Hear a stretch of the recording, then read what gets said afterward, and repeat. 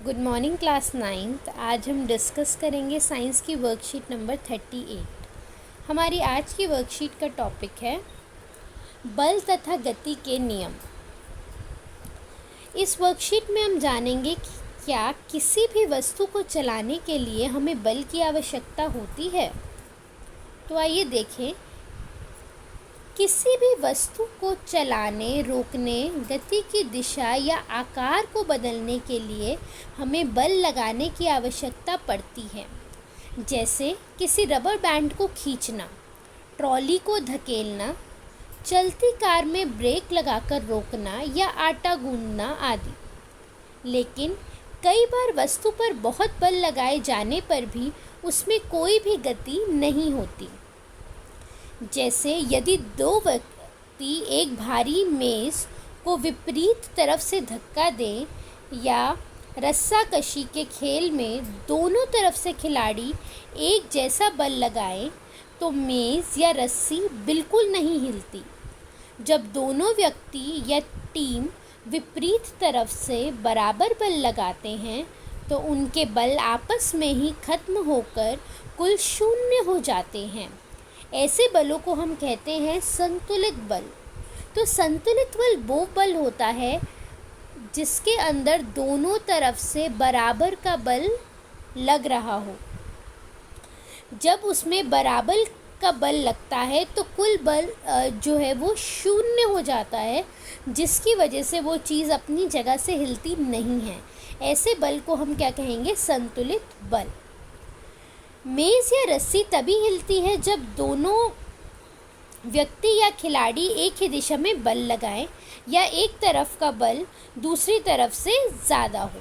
कोई भी चीज़ कब हिलेगी? जब यहाँ का बल, सपोज़ करो एक बल ज़्यादा है और एक बल कम है, तभी ये चीज़ जो है वो हिलेगी। या फिर दोनों व्यक्ति एक ही तरफ बल लगा रहे हैं, तभी कोई चीज़ हिलेगी। इस प्रकार के बल को हम कहते हैं असंतुलित बल।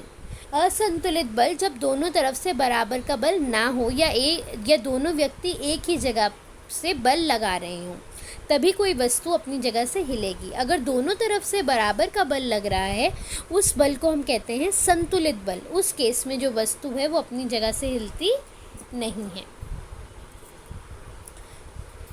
कोई भी बल अकेला नहीं होता, वह हमेशा जोड़े में रहता है।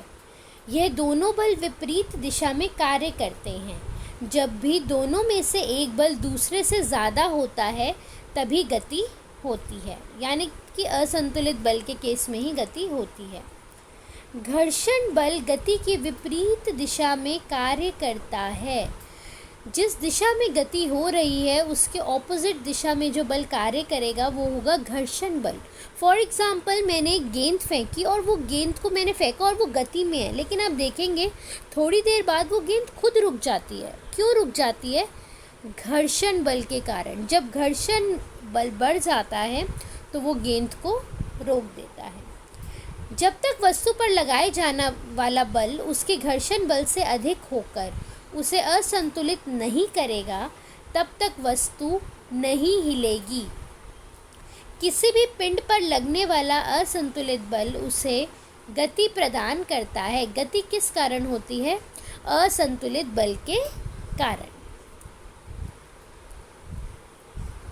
आइए देखें कि क्वेश्चंस क्या हैं आज के। बल क्या क्या कार्य कर सकता है, उदाहरण सहित लिखिए। हमने अभी यहीं देखा था कि किसी भी चीज़ को चलाने के लिए, रोकने के लिए, गति की दिशा या आकार को बदलने के लिए हमें बल की आवश्यकता होती है। जैसे कि रबर बैंड को खींचना, ट्रॉली को धकेलना, चलती कार में ब्रेक लगाकर रोकना या आटा गूंदना। नेक्स्ट है, घर्षण बल किस दिशा में कार्य करता है? घर्षण बल गति की विपरीत दिशा में कार्य करता है। क्या किसी वस्तु को गति देने के लिए उस पर बल लगाना ज़रूरी है? सोचकर अपने विचार लिखिए। हाँ जी, किसी भी वस्तु को गति देने के लिए हमें उस पर असंतुलित बल लगाना पड़ेगा, तभी वो जो वस्तु है अपनी जगह से हिलेगी या गति होगी उसमें। फर्श पर लुढ़काई गई गेंद और कारपेट पर लुढ़काई गई एक गेंद में से कौन सी गेंद पहले रुकेगी और क्यों? जो गेंद हम कारपेट पर लुढ़काएंगे वो गेंद जल्दी रुकेगी। क्यों? क्योंकि कारपेट में घर्षण बल ज़्यादा होता है, इस कारण से गेंद उसमें जल्दी रुक जाएगी। दिए गए चित्र में तीर ए बी के निशान बल के संदर्भ में क्या दिशा दर्शा रहे हैं? ए आपका दिखा रहा है बल और बी आपका क्या दिखाता है? घर्षण बल। ठीक है, ये आपका दिखा रहा है बल की दिशा जो कि असंतुलित बल है, और जो बी दिखा रहा है वो दिखा रहा है आपका घर्षण बल। आई होप आपको आज की वर्कशीट समझ आ गई होगी। Thank you.